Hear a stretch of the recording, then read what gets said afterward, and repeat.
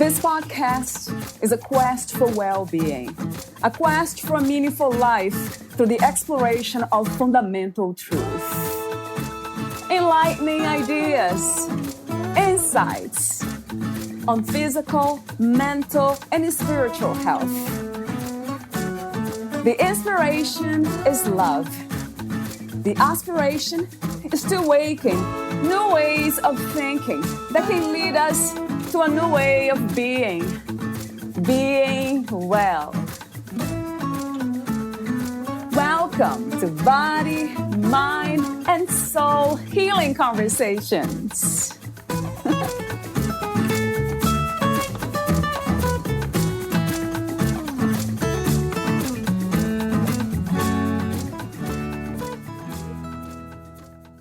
Healing begins with connection to ourselves and connection to others. The relationship we have with ourselves is the most important relationship we will ever have. When we are more connected to ourselves and our emotions, we are able to cultivate more confidence, a healthier inner dialogue, and a better relationship with our bodies and food. Being in community and connecting with others is powerful medicine. There is something deeply healing about sitting in circle with others, witnessing each other in our own individual processes, and allowing ourselves to be seen and take up space. You will have the opportunity to connect and share. However, it is never required. Valeria interviews Miriam Jacobson. She is a triple board certified functional medicine dietitian and breathwork facilitator. With 15 plus years of experience helping people improve their physical and mental well-being through food, mindset, lifestyle, breathwork, and somatic treatment, so they can feel more alive in their bodies. The founder of Every Body Bliss, Miriam's holistic healing approach challenges current medical narratives by examining physiological, biochemical, social, and emotional factors to resolve underlying mystery symptoms of poor digestion, fatigue, and mood imbalances. Meet Miriam at everybodybliss.com. Here's the interview with Miriam Jacobson.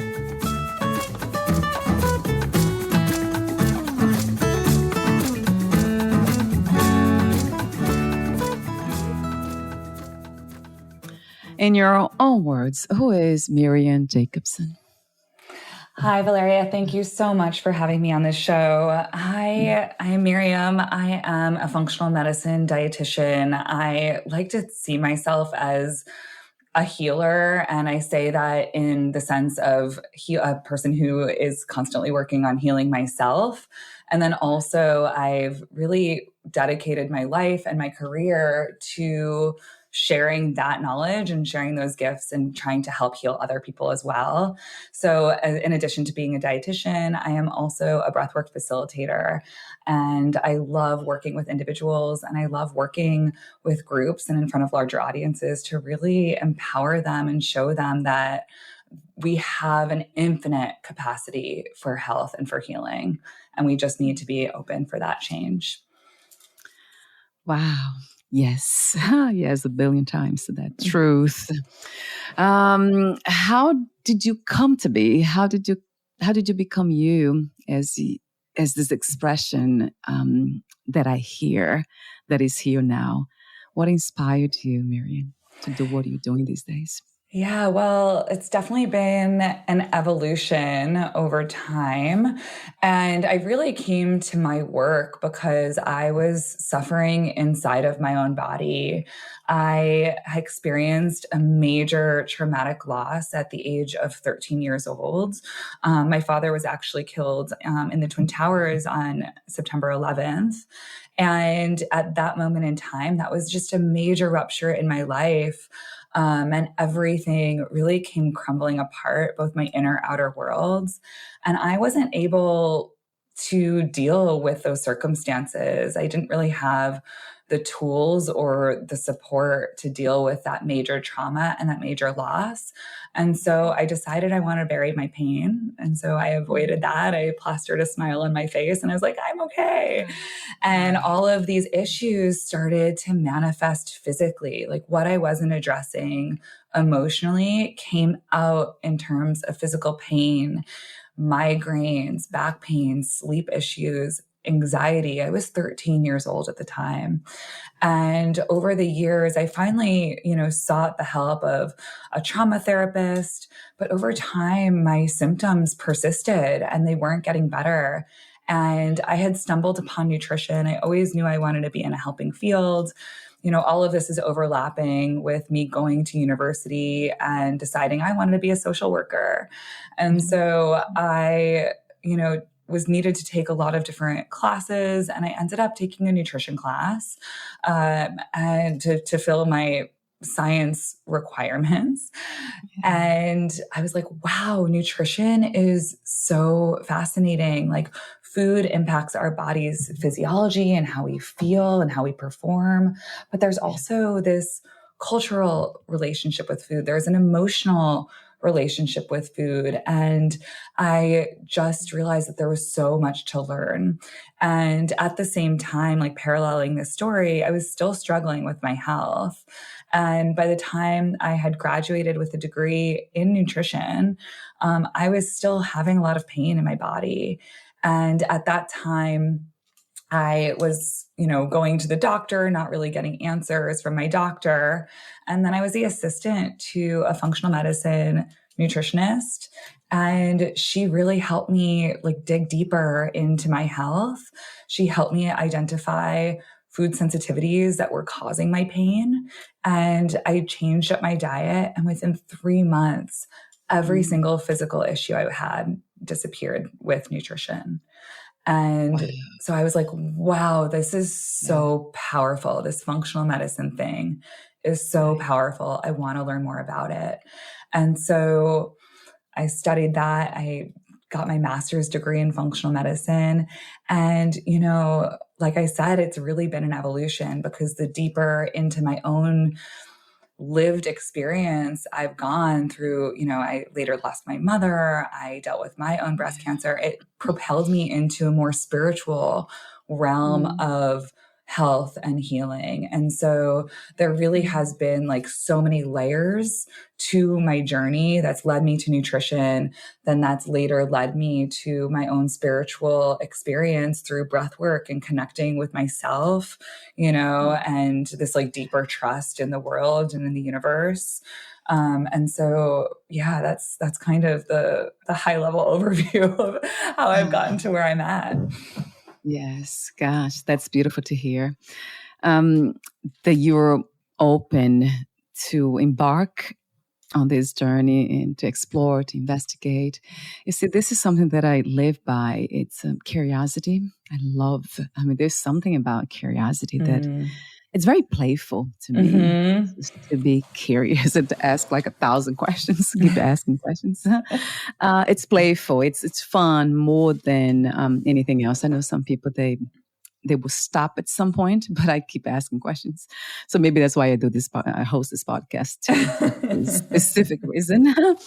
So, gosh, you went through so much. I was reading about you before preparing for this interview, and it's amazing. I was trying to put myself in your shoes, as they say, but it's I couldn't really, because I never lost anyone really near me, so it was not something that I could feel as an experience. But of course, I would just imagine how much pain you have endured.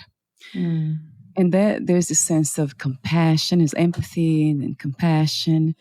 And then lots of questions I have to ask her, how did you do it? And then I read, you wrote in an article to, was the HuffPost. There you say, from victim to alchemist. That phrase just stopped me for a while. And the way you say that too. So I have this as an introduction, because it really resonated with me, everything that you said there. But I will unpack that in a moment. Before that, I have a question for you about suffering. You mentioned spirituality. So how do you make sense of suffering? Why do we suffer? Are we meant to suffer? Is that just something natural? Is that something that we are go through specific types of suffering, painful experiences, so we can learn lessons. How do you see this concept of suffering? Yeah, it's such a good question. And, I think pain is unfortunately part of being a human in our world. I really see that as a universal truth. But something that a therapist once told me really resonated around suffering.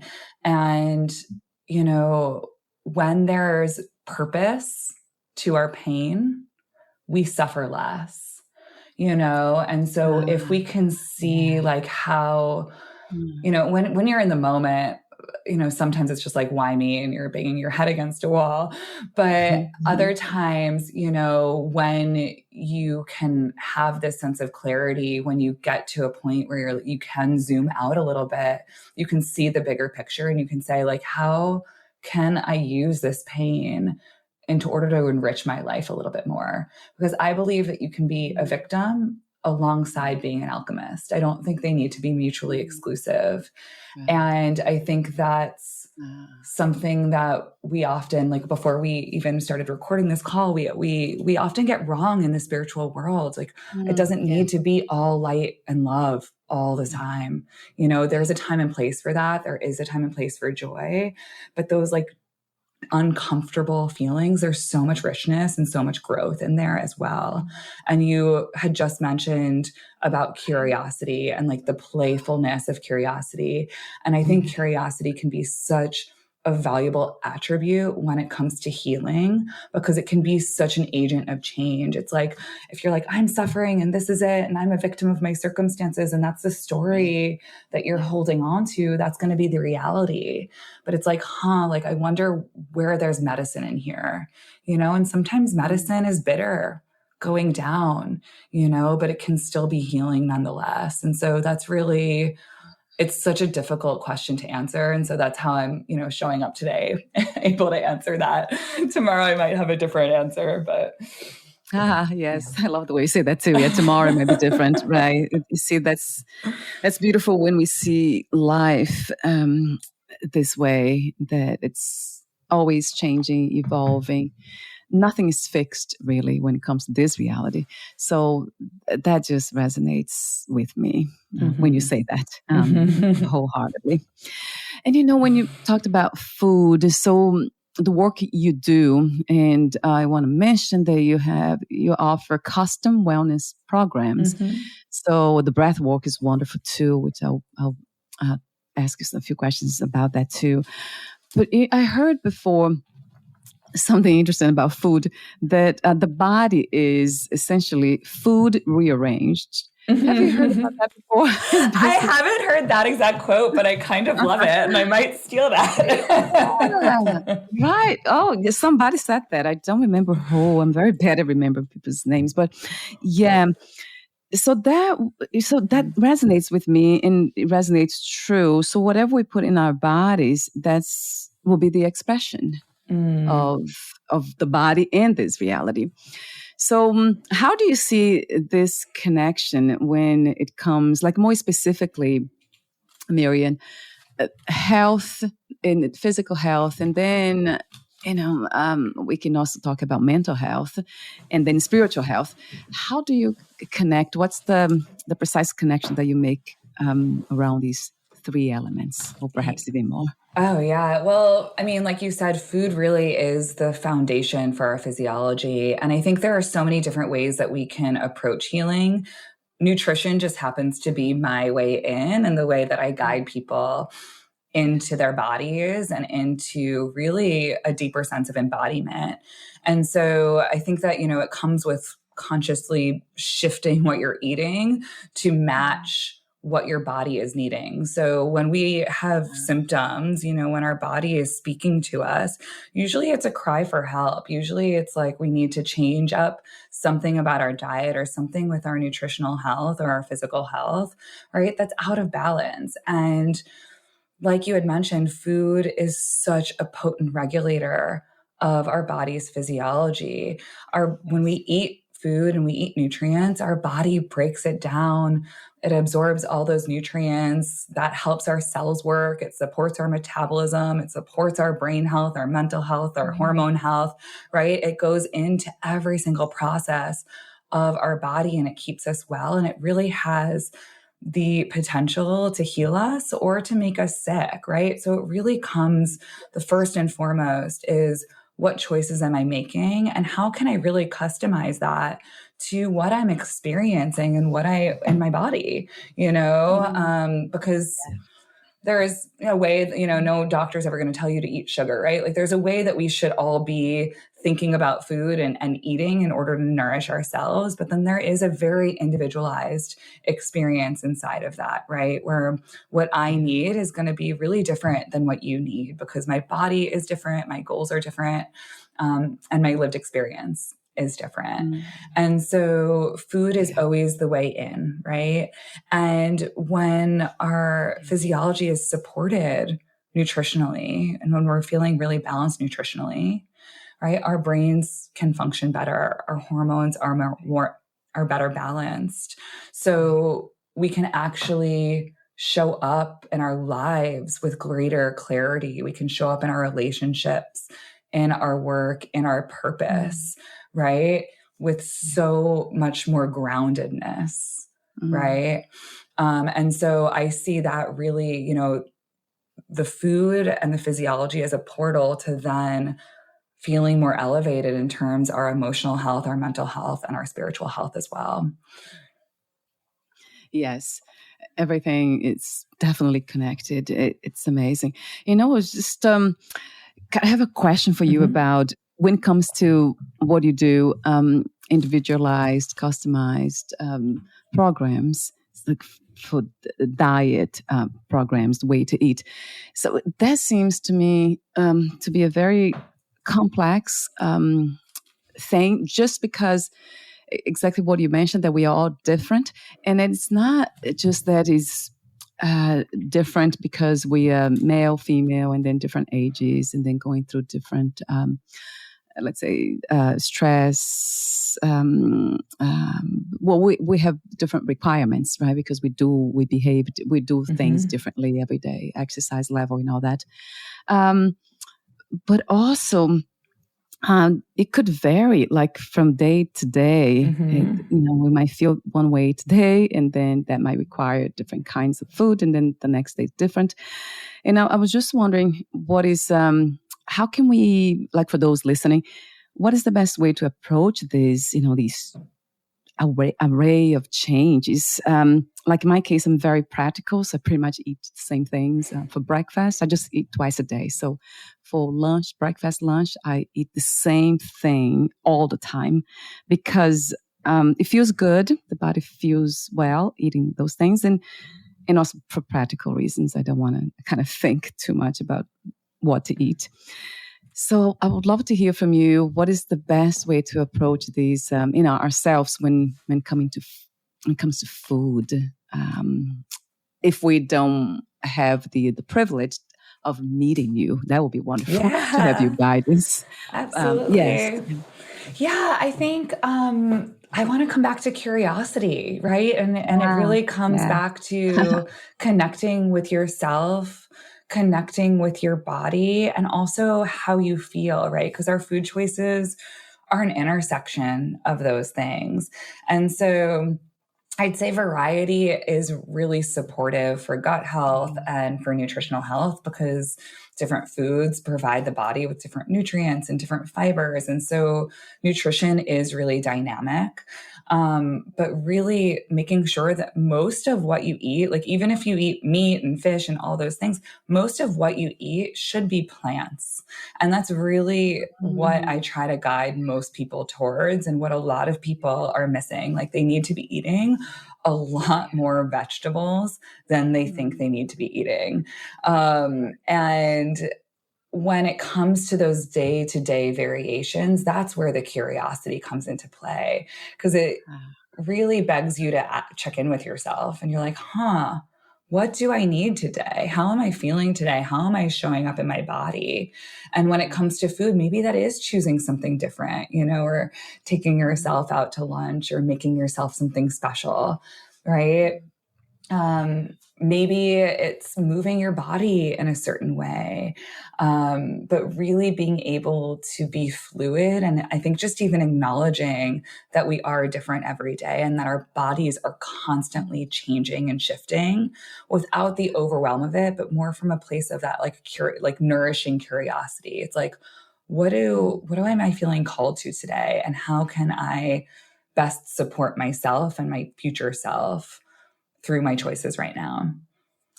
Gosh, I love this advice. It's a beautiful suggestion. Yes. And that made me think about intuitive eating. Have you heard about this concept? Yes, of course. Is that exactly what you're saying, or it is something different? Well, intuitive eating is a specific step process that to guide people to a more intuitive place of eating. So it's like ditch the dieting books and listening to your hunger and satiety cues. And that's a huge part of it. But with my work, it's really interesting.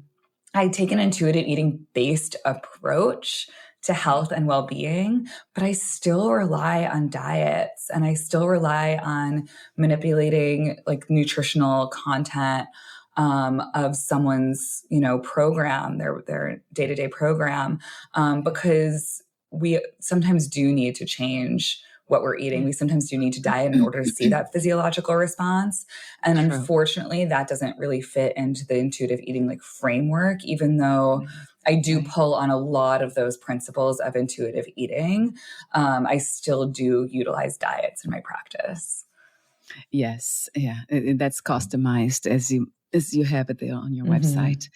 Are you a vegetarian, Miriam?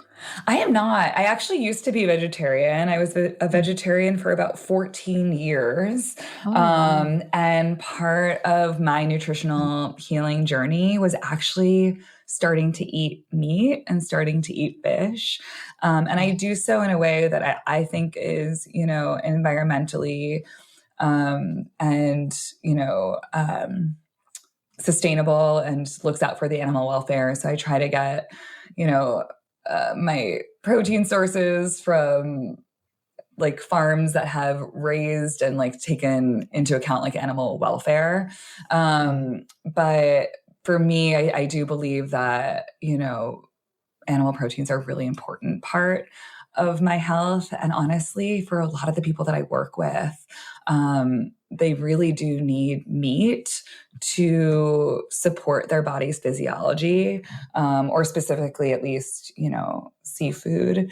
But it's not as much as is in the typical standard American diet. And so again, it's really about balance and really making sure that the majority of what we eat is plants. Yes, that was the reason I asked the question, because you said that we should be eating more vegetables, a lot more of that. If that's true. And I feel so much better when I eat, like my breakfast, lunch, it's always a vegetarian one. And then for dinner, then it changes, right? It could be fish, it could be meat. But yes, and thank you for mentioning that too. It's conscious eating. So everything's grass-fed, organic, all those things. That's very important.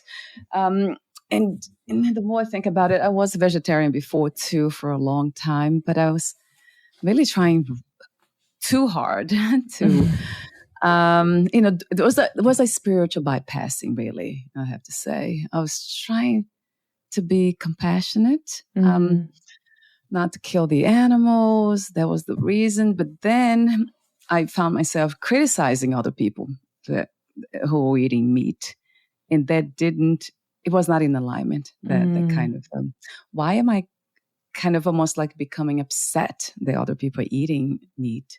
So that didn't make sense. It's almost like part of me was it was craving that. And that's maybe that was the reason I was criticizing them. And that's why I stopped. And also because I was not feeling well. That's funny, because I hear a lot about, I have friends that are vegetarians and and vegans, and they seem to be so healthy. I think when it comes to those specific labels, and, vegan and vegetarian, there's so many different ways to execute those diets. And so I'm always really curious, like, what choices are people making? Like, what are you actually eating? Because when I was a vegetarian, this is before I was a dietitian, but I was eating like pasta and grilled cheese sandwiches, and I was really not well. I was eating like soy riso and tofurkey, and like all these like fake meat, highly processed fake meat products, and unfortunately, when I, start working with people, a lot of the vegans that come to see me are actually like some of my sickest patients when we're starting. And it's because when you're cutting out such a major food group, you need to be really conscious about where you're getting your protein from, and where you're getting the nutrients, those B12 nutrients that aren't in plant-based foods from, right? And so it is so possible to be a vegetarian or be vegan and have a really beautiful, well-balanced diet. But you need to be a lot more conscious about how you're doing it and where you're getting those sources from. Yes, that is very much true. Yeah. It's almost like more work. It's a lot more complicated in a way. in a way. Excuse me, Miriam. So another question that comes to mind to ask you is an open question. What is your, let's say, definition, idea of a healthy person? What is to be healthy? That's a really good question. I think that it's more of like an active verb, like the healthy person, because it's someone who's showing up for themselves every single day and being able to check in and knowing how to nourish themselves.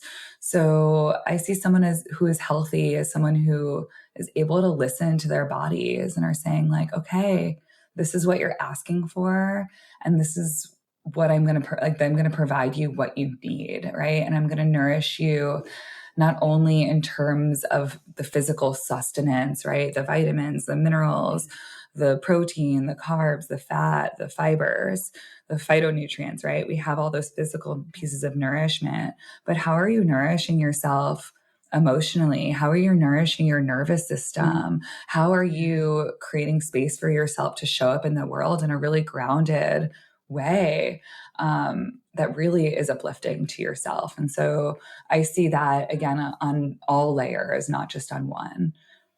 Yes, I love that. That's another, I kind of expected you to say something like that, but I was curious to see how you would phrase that. But that resonates with me too. I used to be very much I was a personal trainer and fitness competitor. So I was always trying to, researching a lot, trying to be as healthy as I could be. But I was not happy. I was really so unhappy. I was actually depressed.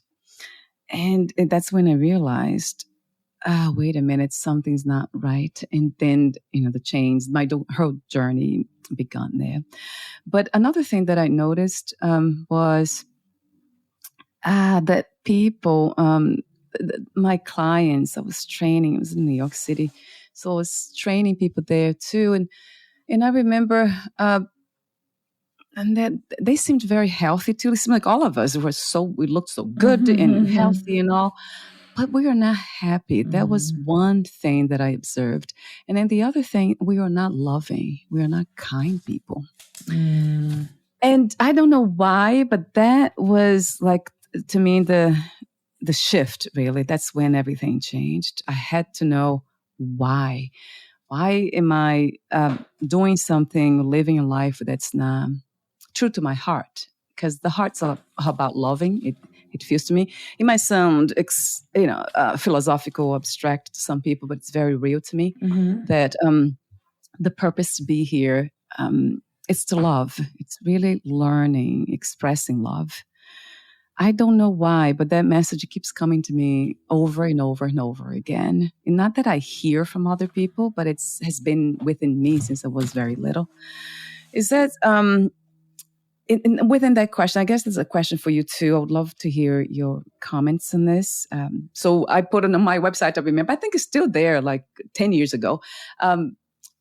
Being healthy is being loving. It's something like that. It's to be loving. I think that's the statement there, because that was just felt so true to me at that time, and it still does to this day. So I would love to hear your comments about that. And also, what is your idea of balance? Like, what is balance to you? I have heard so many people say different things here. And some people even said, there's no such a thing as balance, but just being out of balance is the way to find balance. Something like that too. So I would love to hear your comments about these 2 points. Yeah, absolutely. I think it's just so interesting, this like anecdote, even when you were sharing about being, this like bodybuilder, fitness competitor. And I see it all the time in the nutrition world, right? Where people come to me and they want to achieve a really specific aesthetic thing, right? They're like, I want to reach this number on the scale, or I want my body to look this really specific way. And what I really hear when they're coming to me with that is this outward goal, right? Is someone else created this standard of what you should look like or what box you should fit into.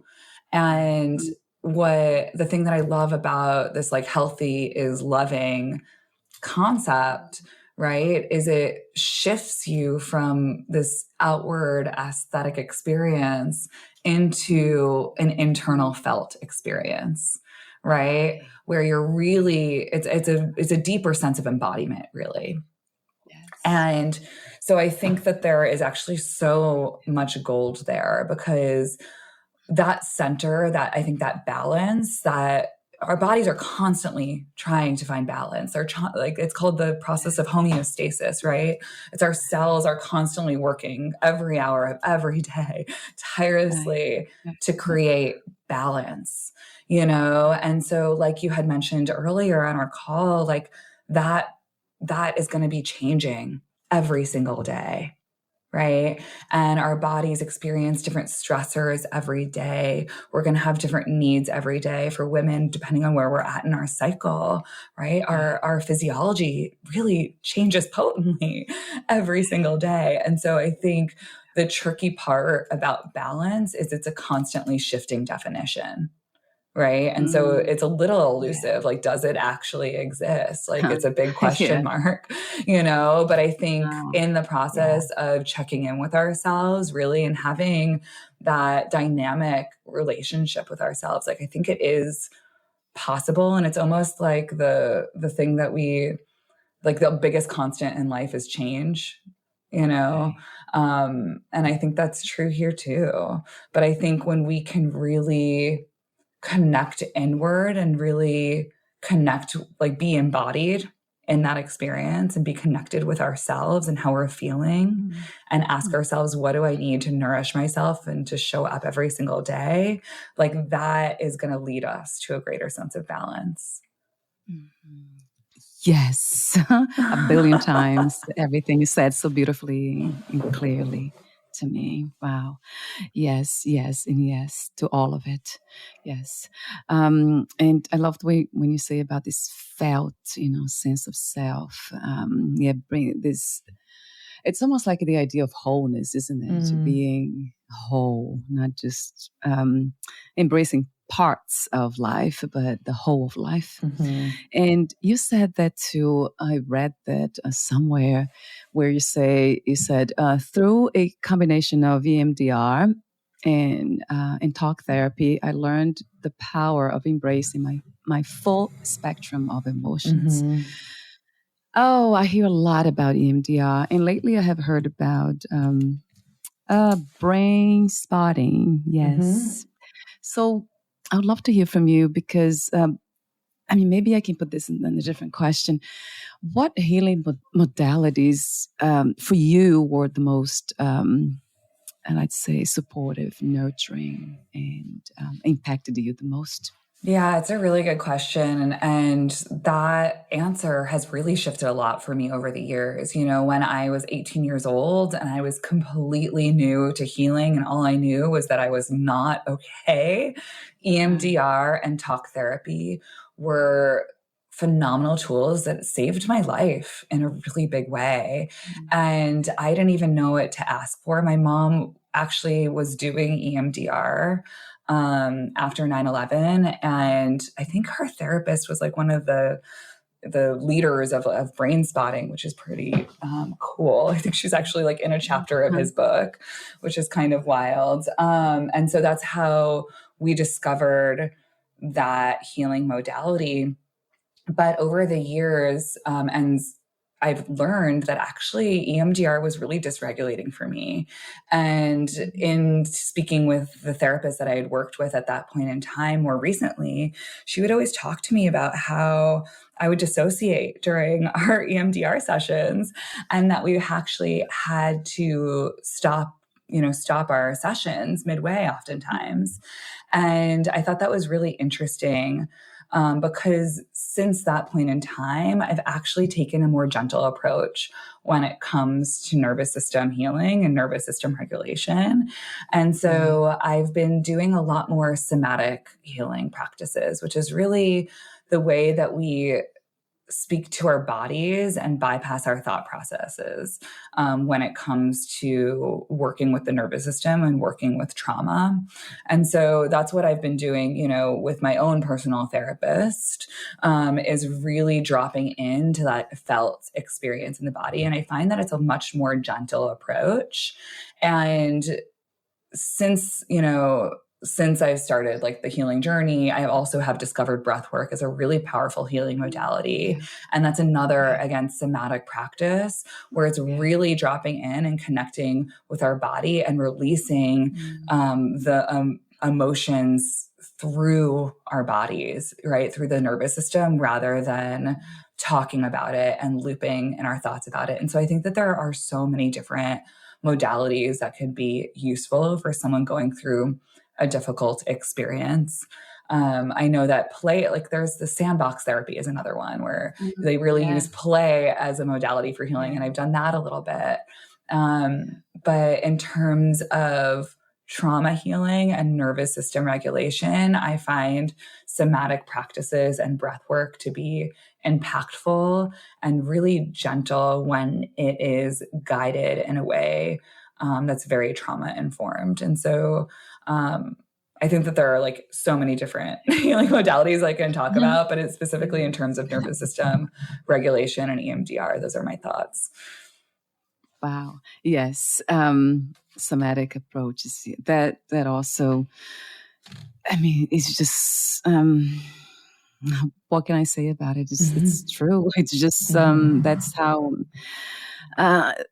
it goes back to not just addressing the one part, right, of our being, but all of them. Yeah. So, of course, we have to include the body and breathing, dancing. There's so many ways we can do that. I remember doing, I don't know if you heard about biodance.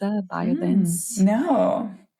Oh, that was so much fun because it's like a therapy session, but it's they use dance music to activate your subconscious. So it was just fascinating how much we can release and express actually, just by being. Of course, it felt almost like hypnotherapy. I was going through, being hypnotized in a way with the music itself. And the guided meditation, I mean, that was just incredible. I love that. And I think that's such a good example of a somatic experience and something that's so healing for the nervous system. And it brought up something else for me that I actually don't talk about that often on like healing podcasts, but I think it's so important is finding joy, is connecting with people, is going out in the world and experiencing the world and being in nature. Like, I think those things are often missed when it comes to healing work because they're free, Yes. and it's like not like a consultation that you have to sign up for, a healing session that you have to sign up for, right? But it's something that is so important in our healing, and joy and being with other people. Like that is so healing for our bodies and so healing for our nervous systems. Yes. Thank you for confirming that. Yes. Dancing has been a big one for me. Yes. I love moving the body. I'm not moving the body, dancing these days for some reason. But yeah, that's a good reminder that we are having this conversation here about it. A callback. Yeah, it definitely is, Miriam. Thank you. Yes. So we're almost at the end, and I have, so many other questions here for you. I would love to hear your insights on trauma and the gut and the stomach. How are they connected? Of course, I have some ideas here, but for the audience, talk to me about that. Yeah, so we have 500 million neurons that innervate our gut. It's called the enteric nervous system, and it's actually more neurons in our digestive tract than we have in our spine. And it's directly connected to our brains through the vagus nerve. The vagus nerve is the longest nerve in the body. And that's where this idea of the mind-gut connection come in. Yeah. And that vagus nerve is regulated by processes that aren't necessarily like our thought processes. It's regulated by our nervous system and what our nervous system experiences. And when we undergo a really big traumatic experience, right? And trauma, it's like something that's too much for us to process in real time, right? It's overwhelming for the nervous system. Our body goes into fight or flight. And what happens then is there's less blood flow towards our digestive system and more blood flow towards our muscles. And this is designed from an evolutionary perspective so that we can survive, so that we can fight or flight, right? That's our sympathetic nervous system, right? Our really highly activated nervous system. It has helped us survive, right? But with trauma, it persists, right? When we have traumatic experiences, it's stored in our brains in a different way than other stressful experiences. And so when we are, activated, it's like we're flung back into that traumatic experience, right? And our body experiences it as if we're living it again, right? And that inherently compromises digestion because blood is going to be flowing away from the gut when your body is under stress. And so a really big part of healing the gut and healing the digestive tract is also healing that trauma and reintegrating those memories into a healthy place so that we can, again, re-find that rest and digest state where blood that can then flow to our digestive system can then flow towards our cells so that we can regenerate and that we can heal. Yes. Gosh, it just feels like common sense to me, listening to you. And I love the flow, this idea of flow. We talk a lot in the realm of spirituality, how important it is to let energy flow. And then when it comes to health, and it seems to me, everybody talks about how important it is blood flow. Circulation, right? It's always moving. So it's almost like it resembles life itself. It's fascinating because life is always changing, always flowing. And that's what, for the body, in order for the body to be healthy physically, then that has to be the case too. The state of flow needs to be happening. And food, it plays a huge part. And that's, I'm aware of that, of the stomach, how important it is to take care of that. And gut health. And I interviewed somebody yesterday about kefir. Is that how you pronounce it? Kefir? Oh, kefir. I don't know. I think there's a lot of different pronunciations to it. Right. Yeah. So, she I mean, she just said so many amazing things and the benefits of that. I take, I want to ask you the question to you about supplements, because I take probiotic every day. And yesterday she said, what's her name again? Gosh, I forgot my guest name yesterday. That's not nice. Oh, Julie, her name. Yeah. So is that something that, how do you see the supplement versus, eating whole foods? I probably have about 4 or 5 supplements every day. Yeah. So I can't wait to hear you. I have asked other people these questions, and I know they said different things, but I never really stopped taking them. So supplements, and also the probiotic in a supplement form, and kefir. However you pronounce that. Yeah. What is your recommendation? Absolutely. So I'll start by saying any fermented food's a great food to include in your diet. Kefir is wonderful. If you do dairy, there's always water kefir as well, or coconut kefir. You could do sauerkraut, you could do kimchi, miso. Like there's so many different fermented foods that are incredible for the health of your microbiome. And so include them, I think it's a tablespoon of even sauerkraut every single day is a mega dose of probiotics for your body. So really wonderful to add those things into your daily rotation. And, when it comes to supplements and vitamins and probiotics, it really depends on what imbalances you're experiencing and what your therapeutic goals are. And so I think, most people can benefit from taking a high quality multivitamin with an activated B complex in it. Our B vitamins are depleted with stress and with alcohol and with pollution. So I think that most people in modern society really need to be replenished with Bs, and they're water soluble, meaning you pee them out every day. And so it's really hard to overdose on your B vitamins. And then, the source of nutrients in our soil has become depleted over time. So even if you're eating on paper the perfect diet, you probably need a little bit extra support. So I think, again, a multivitamin with an activated B complex is really good for most people. The other supplements on top of that really become customized depending on what someone is experiencing. Now, the really interesting thing is probiotics. And, saying you take a probiotic is almost equivalent to be I take a vitamin. It is so broad. And there's so much research coming out about the value of specific strains of probiotics to get a very specific therapeutic response. And so most people, when you're taking a probiotic, they're like, oh, I'm, taking what replicates the bugs in my gut.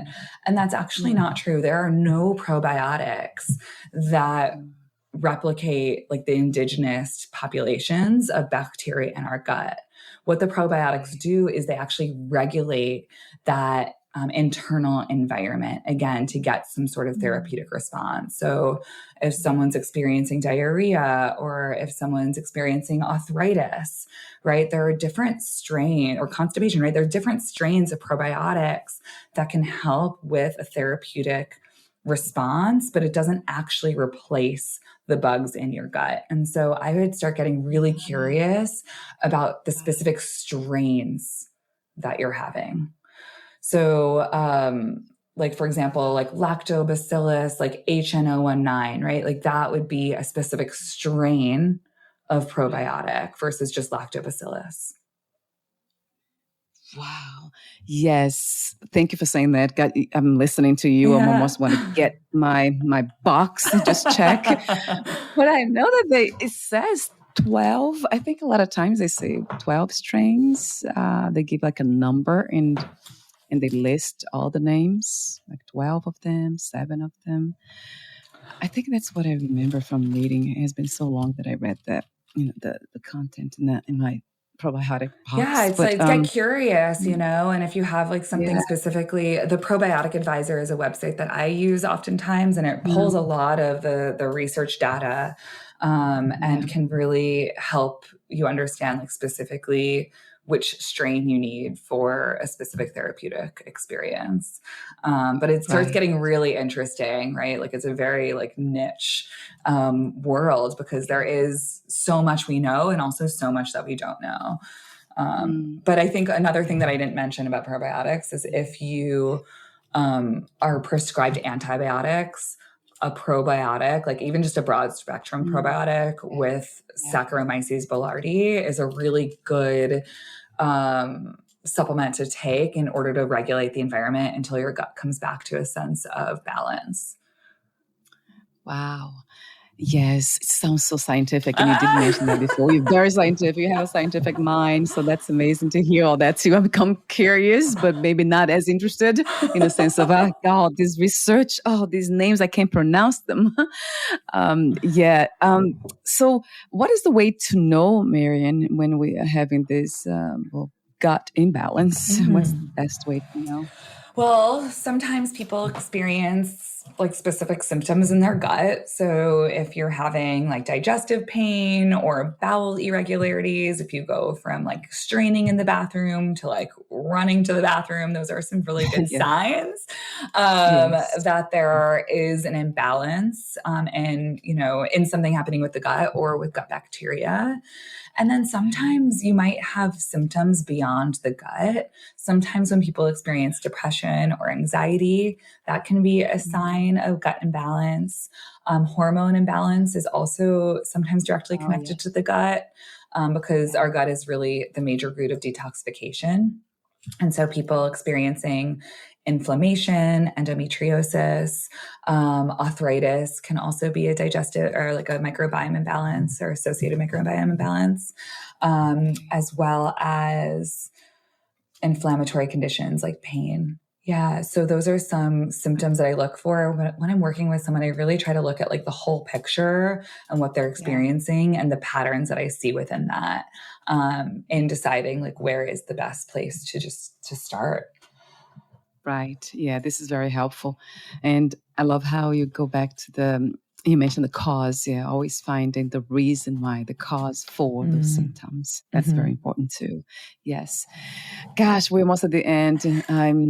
I loved our conversation. You're so clear. I mean, knowledgeable, clear, beautiful in so many ways. Spiritual. I guess the spiritual comes first. It's almost like I see you that way from the work you're doing. So I'm curious about breath work. I have a question about that. I guess because I do breath work pretty much every day. And I interview a lot of people, and some people, they actually specialize in breath work. That's what they do. And recently I met somebody who we did some almost like a sample here. We just she asked me to do something like on the podcast live, and that was a breath work that it was about breathing through my mouth, taking a huge this deep breath, but it was not through my nose, and that didn't feel natural to me. I mentioned that to her, so. And she explained why. She said it's okay to do this as a practice, but not chronically. Like you don't do this every day, every time. So how do you feel about? I never breathe through my mouth, not consciously. So how do you feel about that? And what's the best way to approach breath work?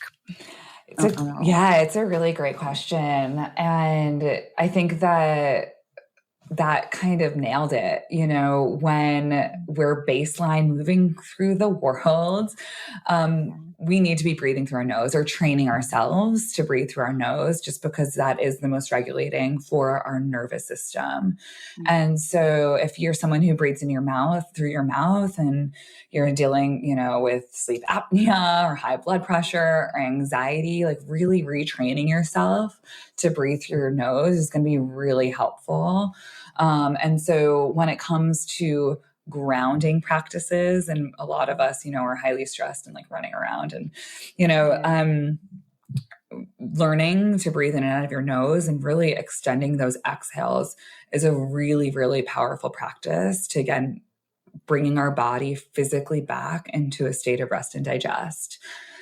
And also at the same time, I do lead, like in my group practices, we do have a container for that inhaling and exhaling through your mouth, through mouth breathing.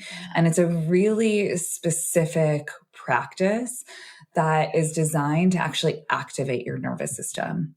And when we activate our nervous systems in that way, in a really safe way, like I actually only practice that with people when they're laying down, because it can make you kind of dizzy and loopy, and you don't want to be falling anywhere, or doing it like while you're driving. It's not great, so don't do that. But if you're in a safe place and deliberately like following a specific pattern, it can again be really activating. But you're doing it when you're safe, right? And so that can, again, it's a somatic practice where you're sometimes bringing yourself back into trauma, back into stressful experiences. But again, because you're safe, you can actually complete stress cycles and heal bits and pieces of ourselves that need to be healed. And so I have found that it has been such a powerful practice in helping me heal things that I didn't know needed to be healed, or give attention to things that need to be worked on. And oftentimes there's like intuitive messages that have come through that practice. I've had, people have had psychedelic experiences. You feel things in your body, but again, there's a time and place for that. And we really do that for, a half hour max. And the rest of the day is breathing in and out of your nose. Yes. Thank you so much for the clarity again. Yes, I always see knowledge as the holy grail. I have to say, the more we know, not just with the intellect, but the way you said it too, about bringing it to the body too, is that almost like this wholesome knowing. It is incredible to be experienced. If we're open to it, of course. Yes. And I agree with the psychedelic effects that can have. I have done that before. Yeah, it's quite powerful. So we are almost at the end. I want to mention your services. I mentioned before one of them. So custom wellness programs, breathwork for emotional release, and this I see as an events that you hold on Zoom, so that can be online too. And then you also are a functional nutrition expert and wellness speaker. Oh, and a beautiful one at that. Just the experience of speaking to you today is just so pristine. That's the word that comes to mind. I love your clarity and the sense of peace, of rest, I guess. That's what it feels like too. Your energy, the way you speak. It just, it put me in this space of rest. It's active at rest. Felt almost like a meditation in a way. So it's wonderful. It was really wonderful to be in your presence. Thank you so much, Miriam, for being you. Thank you so much, Valeria. And I'll just echo you that it's actually incredibly calming speaking. Like the way that you speak and the cadence of your voice is actually incredibly calming. So I really appreciate this. And you really have a gift as, an interviewer. So I'm really appreciative. Thank you so much for having me on your show. Thank you for your kindness. Yes, I think I'm not even trying that. It's just that I love doing this. I always say that because it's the truth. I love doing this. Gosh, I forget about time and everything and just puts a smile on my face and my heart. It's so interesting when you do something that you love. And then the hardest thing is to do the things that you don't love, like be on time. That's the hardest one. Gosh, then you have to work on those things but don't love. So I want to mention your website too. So everybodybliss.com. What a beautiful name. Everybody Bliss. Almost like every body is the body in bliss or it needs bliss. I don't know. You just kind of communicated to me. The the title of your website. So I'll have here on the podcast notes, clickable. Did I miss anything, Miriam, when it comes to your services? Yeah, no, I think you hit on a lot of things. I also provide corporate wellness programming, and I curate programming for companies who want to elevate their employee health. And so again, I think, you hit the nail on the head when it doesn't feel like work when you are in love with what you do. And I love teaching, and I love speaking, and I love guiding people towards healthier versions of themselves. So thank you again. Thank you. Yeah. And it's very much expressed. It's so clear, like to everyone who comes across your presence. It's so clear to me that what you just said, that this is your purpose in a way, mission purpose. Thank you so much again for your presence, and take good care of your beautiful self, and we'll talk soon. We'll meet again. Thank you. Bye for now.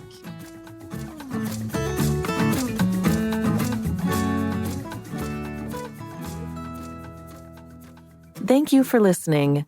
To learn more about Miriam Jacobson and her work, please visit everybodybliss.com.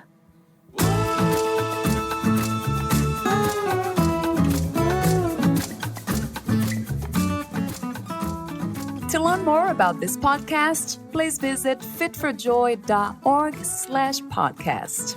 Thank you again for listening, and bye for now.